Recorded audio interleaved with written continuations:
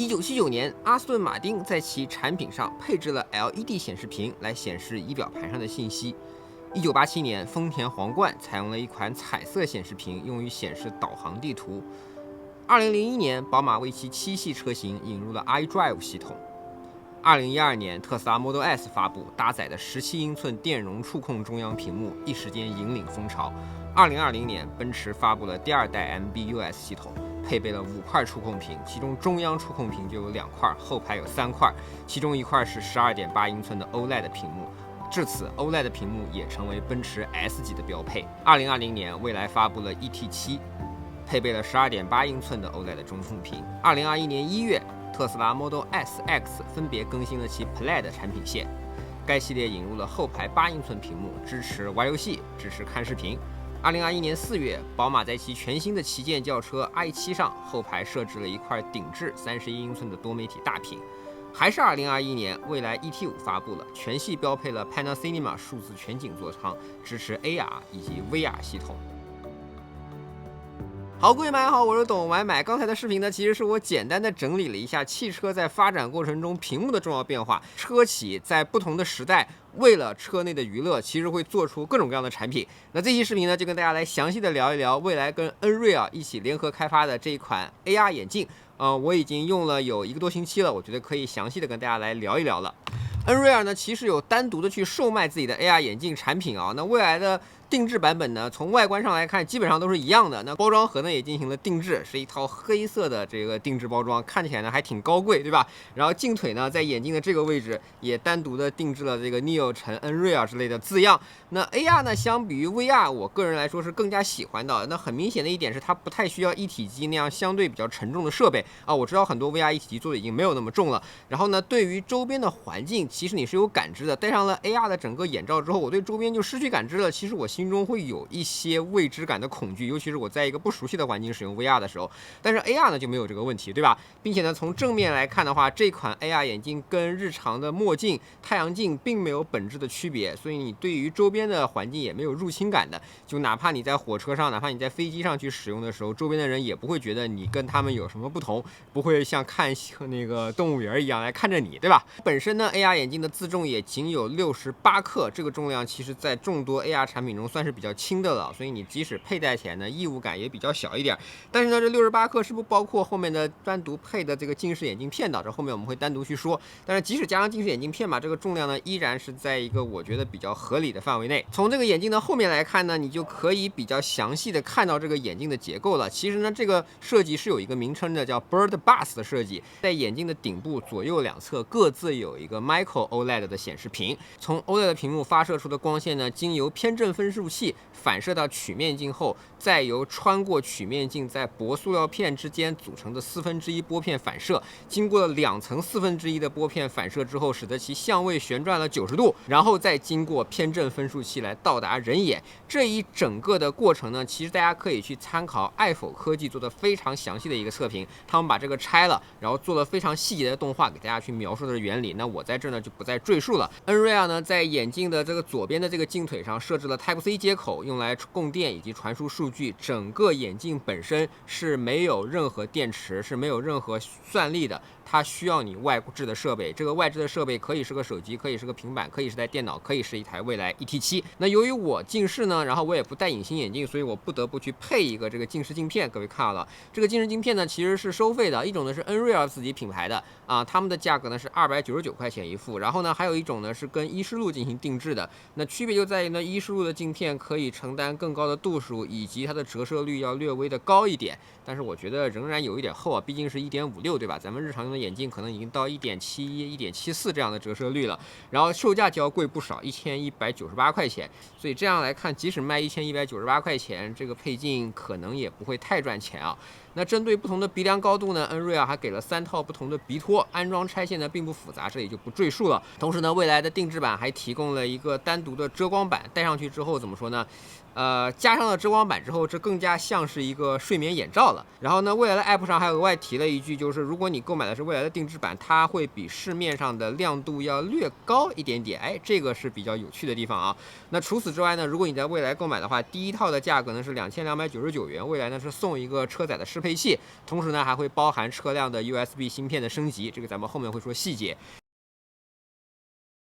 那安装这个事情呢，稍微值得吐槽一下。ET5在发布会的时候，其实发布了整个 Panda Cinema 数字全景座舱，当然回头呢要去支持 ET7这样的大哥了，对吧？所以像我们这样这些早期的 ET7车主，我们需要单独去售后去更换一个 USB 芯片，这个更换的速度很快啊，半个小时40分钟也就搞定，但是你需要自己开车去一次啊，所以这稍微有一点点麻烦，对吧？然后同时呢，官方推荐的安装方式一点也不优雅。那在前排呢，倒也还好了。如果你是后排坐着看的话，他建议你插在后排的 USB 接口，那没办法，那个接口就在那儿，对吧？但是呢，他要求你把线缆从地垫下方穿过去，再把延长线塞入到后排的座椅下方，从侧边绕到后排座椅的头枕处，再用扎带把它固定起来。我想说，这种方式一点也不 pure 啊，看起来就像十足的一个外挂，特别不像那种原生支持的产品的感觉，对吧？那更加糟糕的是呢，这个适配器在这个 AR 眼镜运行的时候，它会热，非常热，热到什么程度？热到烫手。我看官方的体验的时候，他们其实是把整个适配器装在车的那个后排出风口上。你们知道这玩意儿 ES7、ET7 可是有的啊，那 ET5的后排出风口它是那种斜向的嘛，这个你塞起来就没有 ET7 这么好看了吧？所以，我觉得如果 AR 眼镜这个事情 make sense 啊，未来以后一定会把这个适配器给它车载进行内置。使用方面呢 ，Nreal 眼镜支持未来 NT2 级别的车机，比如说 ET7、ES7、ET5 以及后续发布的其他的一些车型了，也支持呢使用了 M1 芯片的 Mac。那我实测呢 MacBook Pro 以及那个 Mac Studio 它都支持。如果你是 Type C 接口的 iPad Pro 也可以直接支持的，并且是即插即用，什么固件都不用更新，什么软件都不用装。那我呢不用安卓的手机，所以对我来说，除了连接 ET7，我就是连 iPad 或者连 Mac 当做副屏显示。那我的评测呢也是基于这个规则。我知道这个眼镜配合安卓手机是可以支持所谓 AR 空间有一些小游戏的，有一些对战什么的，但是我没有，然后我也不想玩，所以我的所有评测是基于我当前的体验的，好吧？首先要说明的是，关于显示这个多大的问题呢，完全取决于你的场视角以及视距。那场视角呢是固定的，对吧？那所以呢，如果以 Nreal 的46度场视角为例的话，你在正常看桌面显示器的距离，比如说我戴着眼镜正常去看这个显示器，那这块屏幕所显示出来的尺寸其实是不如我的32英寸的 Apple Pro Display XDR 的屏幕要大的。但是如果你坐在车里，尤其是你坐在后排，你去望向前挡风玻璃，或者说你坐在前排，你望向远处的时候，那这个屏幕可是巨大，甚至于你说你要望向天空的话，那个屏幕到1000寸也不是没有可能。这个东西大家能理解吧？这完全是一个三角函数，对吧？如果你第一次使用 AR 眼镜的话，你会惊叹于眼前这个巨画幅的这个尺寸啊。那这里呢，有部分同学会觉得亮度不够，有部分同学会惊讶于大尺寸还带来了这么鲜艳的颜色，这东西可真棒。这其实他们的差别都对，只是取决于他们戴眼镜的那天外面的场景是什么样的。从我的经验来看，如果是白天对着阳光来看的话，我觉得入眼亮度还是不够高，让你会丢失很多细节。但是但凡是阴天或者是晚上，或者说你在地下车库去使用的，那这个亮度一定是让你满意的。那软件上呢，目前 NIO 车内支持的软件有且仅有爱奇艺来支持。你甚至可以用 Nomi 进行一些爱奇艺的视频搜索。嗨 Nomi， 搜索爱奇艺视频蜘蛛侠。我找到了这些内容，你想看哪个？第4个。第4个。好的，正在为你播放。播放的时候，重点来了。如果你在车内，所以你在播放的时候，它调用的音响是整个车内7.1.4杜比音效的音响，整个车的峰值音响功率达到了1000瓦，在车这样一个相对密闭的空间，1000瓦的杜比全景声。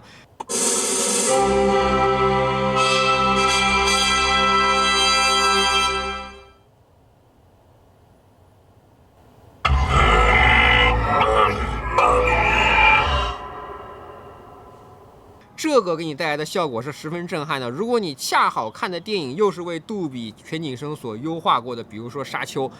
尤其是你背后那么一个轰鸣的低音炮，给你带来这种沉静、这种响烈的感觉，真的是所有车内大屏都没法给你的体验。甚至于你在车内去看什么 iPad， 你在车内给你降下来一个屏幕去看，都不可能有这么好的体验。首先，他们的屏幕绝对没有130英寸这么大，然后他们的音效也很难做到杜比全景声这样的音效。因此，我觉得这个就是这个眼镜最佳的体验状态了。那未来呢，还给这个眼镜做了一套交互的系统啊，当然这个交互系统显得稍微有那么一点简陋啊。软件部分呢，如我所说，只有爱奇艺，然后设置方面呢，只有一个防抖设置，也没有什么特别的设定。然后如果你想控制这个界面，你的唯一的控制方法，你要使用 Nreal 的 App， 你要在手机上先下一个 App， 然后它通过蓝牙跟这个眼镜连接，然后这时候你就可以控制了。那它通过手机的陀螺仪，然后呢，给你在眼镜内形成一个指针，通过这个指针你来进行导航操作，然后整个界面的底部呢，其实也集成了 ET7的空调风量的温度的调整，这个东西就挺有意思啊。就你戴着眼镜的时候，他们怕你不好调温度，然后你可以在眼镜内直接把它调掉。但是我觉得那个既然是 AR 眼镜嘛，其实你稍微低点头，对吧？通过下方漏的这个视线，你完全可以看到室外，所以在那个状态下，你也可以很正常的去调整车内的空调温度。当然，他们毕竟这是一个相对来说比较原生联合定制开发的产品，他们做了，我觉得也挺好的。如果你选择的视频呢，并不是从 AR 眼镜内选择的，你也可以在车机的爱奇艺上选择播放这个视频，并且通过点击转移按钮把这个视频转移到你的眼镜上。这样的一个操作呢，流程倒是不是很复杂，那个转移的速度也是挺快的。就是看起来呢，那个界面做的稍微有一点土土的，我不知道大家的感觉是怎么样啊？那防抖方面呢，你转头的话，眼镜的画面会跟着你去走，但是呢，就是这个最佳的观看角度，它并不会100%一直跟着你，就是你的头转着，你可能会发现你的画面中开始逐渐丢失一部分了，所以实际上你相对可以用比较好的一个高度，我觉得还是有限的，不是说你无限制的到处移头，然后这个画面都能跟得很好，它确实可以跟着你，但是如果你角度过大，画面就开始减少一个可视面积了，所以基本上还是正视的左右上下会有一些比较明显的特征。同时呢，未来还跟 Nreal 联合开发了车内防抖，这个呢，我猜测他们应该是利用车内的陀螺仪来做的，这个就很有意思，就是车在抖，你人也在抖，对不对？但是车抖动的多少，陀螺仪是知道的，如果把陀螺仪的数据给到眼镜，他们做反向的修补，这个事儿不就变得更加简单了吗？所以实际体验起来啊，这个防抖效果确实做的也不错。那防抖效果做的不错，直接造成的结果是你戴上眼镜也不会感到晕，这一点是其他非原生产品给不了你的体验。如果你只是日常连接 iPad 的话，我觉得这个比较简单啊，相对来说它就是进行了一个屏幕拓展嘛。我个人觉得这样使用比较有价值的场景就是你躺着，然后对着天花板来看视频，然后还对脖子没有什么压力，这个是一个比较好的体验。所以呢，使用 iPad 这样的场景，其实也拓展了这个眼镜的使用能力。毕竟呢，这是一个你可以出门带着走的设备，这个就很不一样了，对吧？你可以在飞机上，你可以在火车上，对吧？连接你的 Pad， 连接你的手机来使用。然而呢，在兴奋了几次之后呢，我也冷静思考了一下目前产品的不足啊。那首先呢，当然是内容方面的，仅有爱奇艺的内容显然是不够的，更多的网站你必须得支持它。那眼镜的本身呢，也是有很大的局限性的。眼镜通过这个 Bird Bus 的设计方式，巧妙地平衡了入眼的亮度以及室外的亮度，使得你白天哪怕戴上眼镜，也基本能在看清室外的情况下看清你的画面。但这会带来一些问题啊，比如说停车场的日光灯这样的点光源，它会在镜面上形成非常强烈的反光。那有的时候你不得不闭上，或者你干脆带上这个反光板。而且如果你穿的像我今天这样是一件白色的衣服，你还记得那块斜着的45度镜片的设计吗？它会反射你衣服的亮光上去，会造成一些眩光。这些呢都是 Nreal 产品需要在后续中进行迭代的地方。那最后呢，就是画质，1080p 60赫兹，对于投屏来说还算是够用的，但是它的色彩我觉得不是很准确，尤其是肤色显示是略微偏红的。虽然它是来自于索尼的 Micro OLED， 那我觉得可能这套模组，光学模组本身的设计也造成了画面有一些颜色上的失准。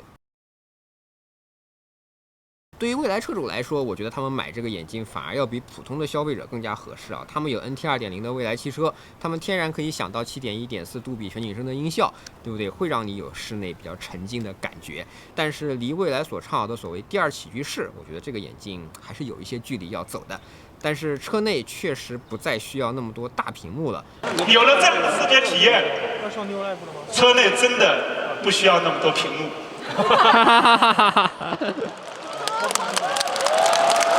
到位。越来越多的未来用户愿意在车上小憩、K 歌，车成为了一个安心愉悦的空间。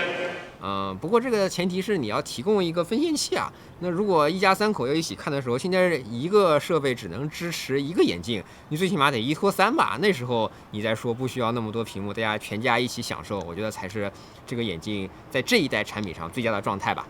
好，这个是本期短买视频，希望你能喜欢。如果对我视频感兴趣，不要忘记评论区订阅到买，卖在头条、B 站、微博、YouTube 都有自己的账号。我们下期再见，拜拜。